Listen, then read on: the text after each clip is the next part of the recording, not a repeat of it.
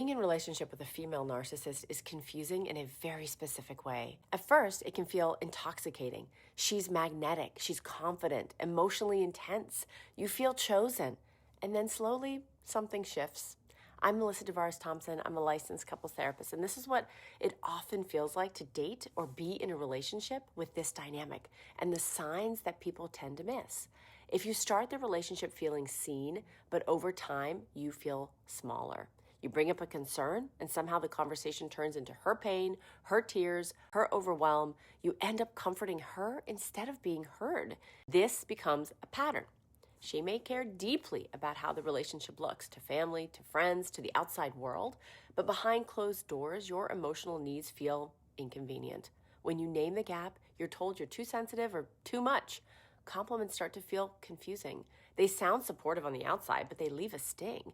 Praise mixed with comparison, encouragement that quietly erodes your confidence. The relationship begins to revolve around her emotional state. Her stress sets the tone. Her mood dictates the day. You learn to anticipate, adjust, stay quiet just to avoid conflict. You stop sharing vulnerable things because what you open up about does not stay safe. It shows up later in arguments, in subtle jabs, in moments meant to put you back in your place. When you try to pull back, assert yourself, or set a boundary, connection disappears, affection cools, silence stretches, and you feel punished until you come back in line.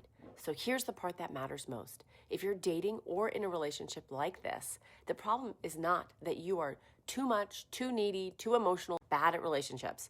The problem is that love feels conditional. And conditional love creates anxiety, confusion, and self-doubt in even the most grounded people.